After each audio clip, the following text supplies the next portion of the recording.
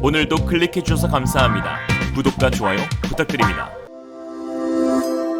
Realism. 하나디펜스가 K9 자주포에 국산 엔진을 장착하기로 하여 화제가 된 가운데 이 과정에서 한국과 영국의 방산 협력도 주목받고 있는데요. 엔진 개발을 맡은 STX가 영국의 글로벌 엔지니어링 업체 리카르도와의 기술 협력을 추진하고 있기 때문입니다. 영국의 리카르도는 100년이 넘는 역사를 자랑하는 차량 관련 종합설계 제작사로 수많은 자동차용 엔진은 물론 전차용의 엔진도 설계하는 엔진 전문가로 이름이 높습니다. 올해 국제 엔진으로 2번 선정된 맥라렌의 M838T 엔진 과 세계 최초의 전차로 불리는 마크 전차 시리즈의 엔진을 개발한 명실상부 세계 최고의 기술력을 가진 회사 중 한 곳이죠. 영국 방산 전문 매체 셰퍼드에 따르면 STX 엔지니어들은 리카르도의 엔지니어링 개발팀에 합류해 관련 기술과 노하우를 이전받을 것으로 보입니다. 리카르도는 새로 개발된 엔진은 향후 수출 증대를 위해 K9 차량과 완벽하게 통합되어 한국형 엔진 생산을 가능하게 하고 그동안 가로막힌 수출 라이센스 장벽을 완전히 해결할 제품이 될 것이다 라고 밝혔는데요.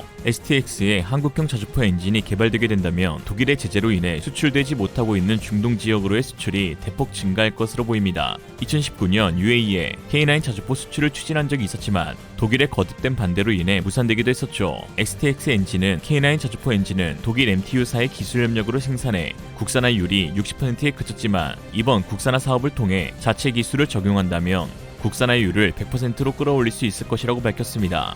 한편 최근 영국은 노후화된 자주포 교체 사업인 MFP 사업을 통해 116대의 신형 자주포 획득을 목표로 하고 있는데 여기에 가장 강력한 후보로 K9 자주포가 거론되고 있는 상황입니다. 하나디펜스는 입찰 단계에서 많은 영국 기업과의 협력을 밝혔는데요. 지난해 9월 영국 런던에서 열린 DSEI 방산 전시회에서 영국을 비롯한 글로벌 방산 기업들과 K9 자주포의 영국 수출을 위한 분야별 업무 협약을 맺고 팀 썬더를 출범시켰습니다. 팀 썬더에는 영국의 피어슨 엔지니어링, 호스트만 디펜스 시스템이 포함되었고 세계 최대 방산 기업인 로키드 마틴의 영국 법인도 공식 합류했습니다.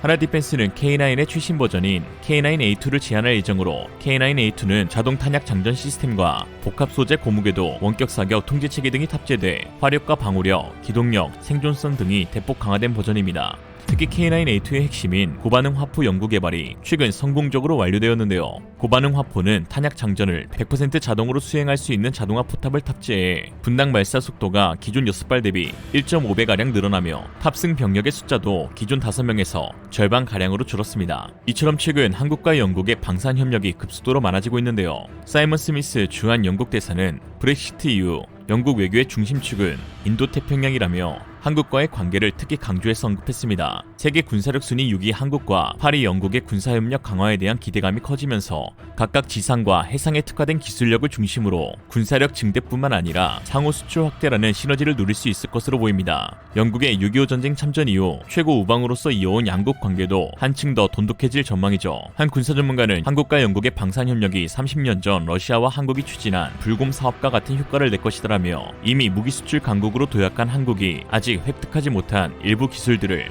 영국으로부터 얻어올 수 있을 것이라고 하였습니다. 90년대 진행된 불곰 사업은 한국 전차 개발사에서 빼놓을 수 없는데 당시 이전받은 기술인 고속 중성자 방어용 폴리에틸렌 붕속 감속제 기술은 K2 흑표 전차에 적용되기도 하였습니다. 특히 적성국 전차 기술 분석에도 큰 도움이 되었는데요. 북한과 직접 대치하고 있는 우리 입장에서는 적측 전차의 실전 교리를 분석할 수 있어서 많은 도움이 되었습니다. 그러나 현재 우크라이나 사태로 인해 3차 불금 사업은 중단되었고 차관 상환을 추진 중인 것으로 드러났습니다.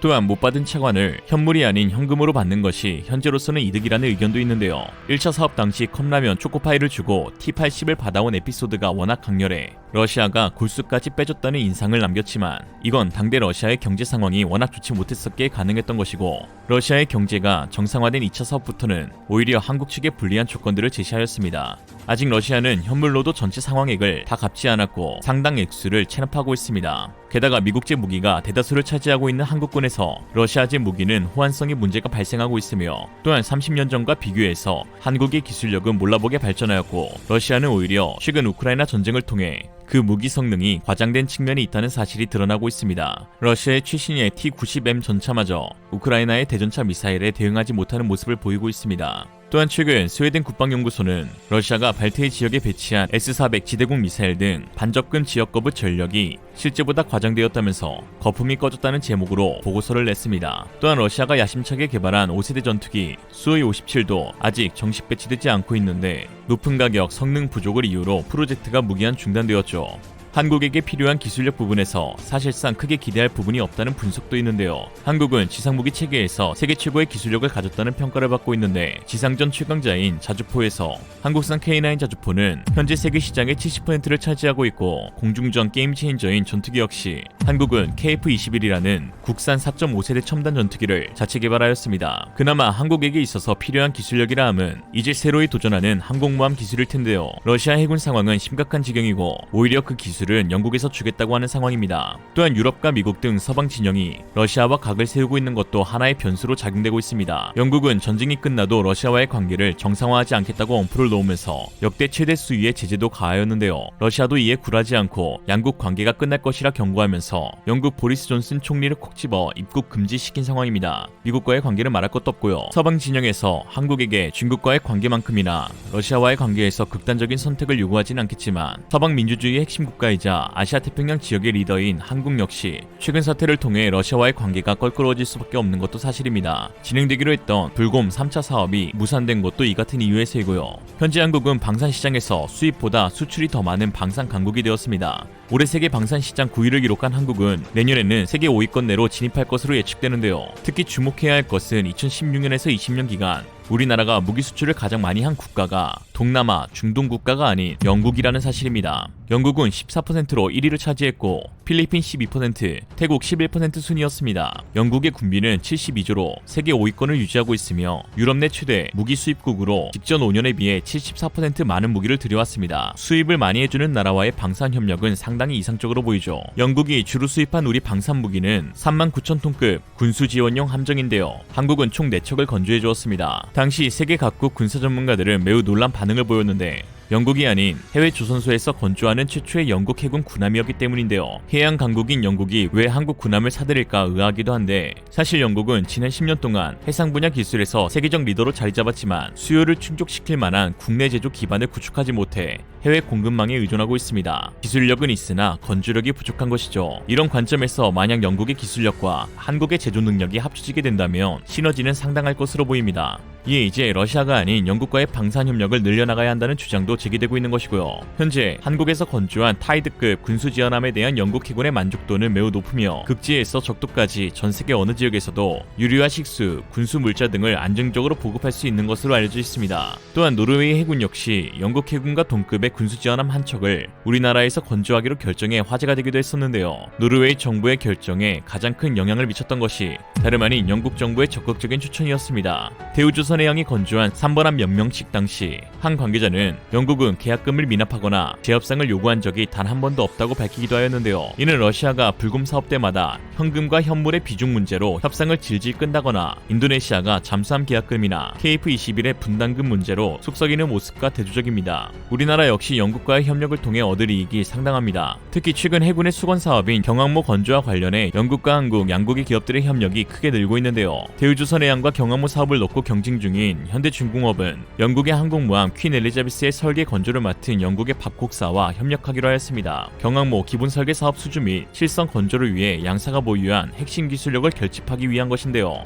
현대중공업은 조선과 방산 각 분야에서 최고의 기술력을 갖춘 양사의 긴밀한 협력을 통해 대한민국 기함으로서 우리의 영예를 수호할 최적의 한국형 항공모함을 완성할 것이라고 하였고 밥콕 조나이 그룹 총괄 CEO도 세계 1등 조선기업인 현대중공업과의 파트너십을 바탕으로 양사가 보유한 기술력과 노하우를 결집해 글로벌 함정 사업을 함께 선도해 나가겠다고 말했습니다. 현대중공업이 선보인 경항모는 영국 해군의 항공모함인 퀸 엘리자베스의 함교 모양과 비슷하면서 세계 어디에서도 볼 수 없는 한국형 항모의 특장점을 잘 살렸습니다. 이래서 모르면 물어봐야 한다는 거죠. 특히 갑판의 어마어마한 크기가 눈에 띄는데요. 현대중공업의 항공모함 디자인은 길이 270m, 전폭 60m로 갑판 크기가 기존 공개된 경항모보다 길이는 5m, 폭은 무려 15m 정도 넓어졌는데 이 비율이 퀸 엘리자베스와 유사합니다. 물론 65,000톤 규모인 퀸 엘리자베스보단 작지만 경항공모함이라고 부르기 어려울 정도의 거대한 비행 갑판을 가지고 있습니다. 실제로 현대중공업에 따르면 과거 디자인보다 갑판이 넓어져서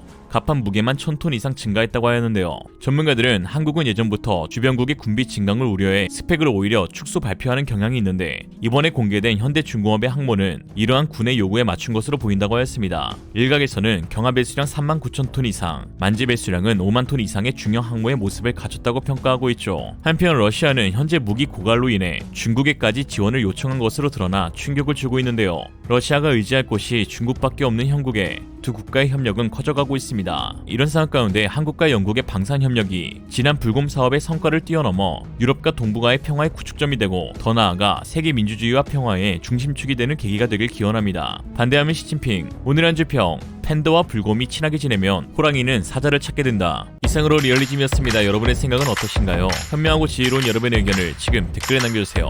감사합니다.